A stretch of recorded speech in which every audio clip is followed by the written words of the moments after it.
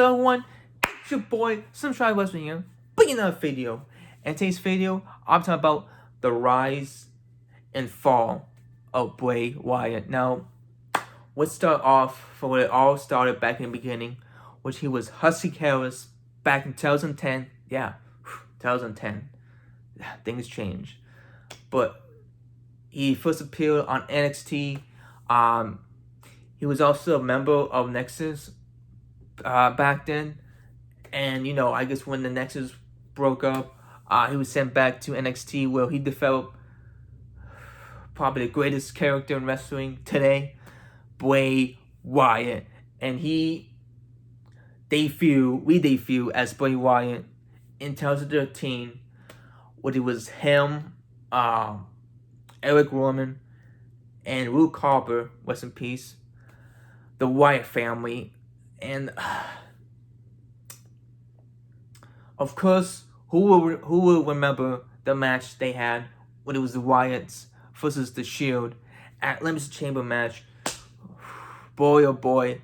If you guys ever seen that match, I would advise you to check it out because it was awesome.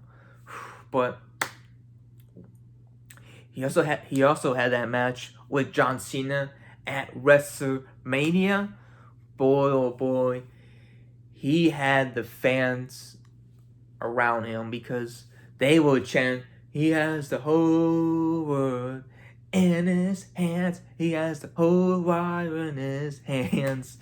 But boy, I know that he lost to John Cena, and I know a lot of people disappointed, but to me, in that moment, Bray Wyatt became a star. And you know what? It was probably another rise of Bray Wyatt because, you know, his run with the Wyatt family was good. Some memorable matches, memorable moments. I know his moments with Daniel Bryan, of course, Randy Orton, which we'll get back to Randy later down the video, but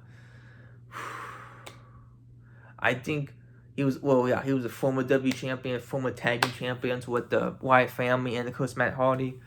But I think 2 years ago, when he came out with this new gimmick of like this Mr. Rogers and the debut of the Firefly Funhouse, which we were all saying that what the heck happened to Bray Wyatt? They just ruined his character. But you know what? No, it didn't ruin his character. It, with Bray Wyatt, it was probably the best performance of Bray Wyatt. Probably the best probably at this time. Well, it's not this time, at this moment. The best he ever was. But it was also the start of probably the best character in wrestling. The hottest character in wrestling was the Fiend. And people will probably remember when the Fiend, oh my god, I'm gonna talk right now. When the Fiend first appeared on WWE, and boy oh boy, let's not remember his entrance at SummerSlam when he had that match against Finn Balor. Oh boy.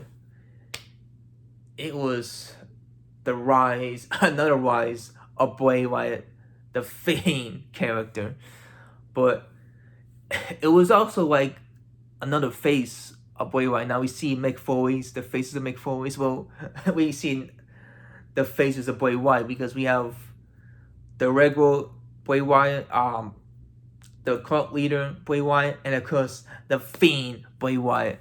But with all that, he was pushed to the top, and he had that match with Seth Rollins for the Universal Champion at Hell in a Cell, and well, we all know what happened there. To me, it was probably the worst match I've ever seen. Ever since I watched wrestling, WWE, it was probably the worst match. Like, it was so bad. Even WWE didn't even announce or even mention that match. The night after Raw. The night of Raw. They didn't even mention what happened. to me, I think it did kill a little bit of the Fiend character. Well, I mean, it also killed, it hurt Seth Rollins too, but it did a little bit hurt Bray Wyatt character, but, you know, he moved on. Of course, became Universal Champion, which, you know, it wasn't like big as it should have been. And then when he had that match against Goldberg, oh my God, I think it damaged his character because, all right. So the Fiend character faced Finn Balor, Seth Rollins, The Miz, Daniel Bryan, and he lost. Now remember, the Fiend character was undefeated, never lost a match, but he lost against a 50-year-old man who just did 2 spears in a jackhammer. Oh my God! I think that killed. I think a little bit killed the Fiend character. A little bit down. My God! And you know what? I know he had that match with John Cena again in the 500 Funhouse match, but I know a lot of people didn't like it. But to me, I thought it was entertaining. But it was still kind of hard to bounce back up after losing a good bit like that, because it mostly damaged the Fiend character more than it did Bray Wyatt character. But you know what? Down the line, Bray Wyatt had that rival with Braun Strowman for Universal Champion. Of course, that partnership with Bliss, Sister Abigail. We know what happened to Bliss.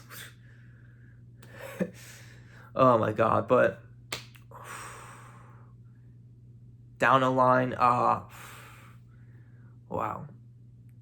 So many moments of Bray Wyatt, so many great memories. I think his last run, his last feud was against Randy Orton.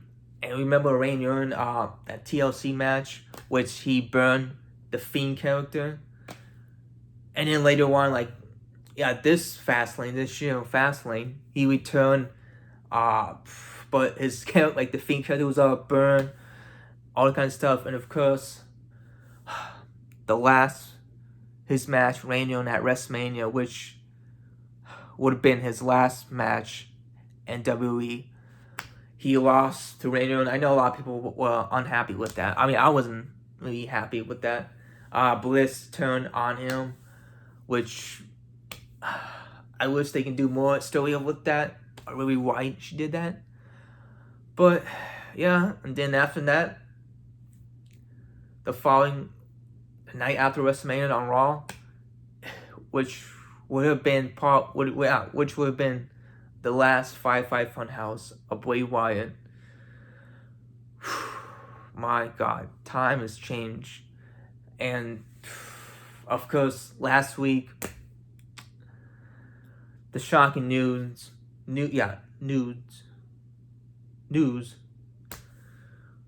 was they released Bray Wyatt, and I think that was the fall of Bray Wyatt. Now, there was a lot of falls of Bray Wyatt. I know it was just bad booking of the character, but still sucks that they let Bray Wyatt go. So stupid though.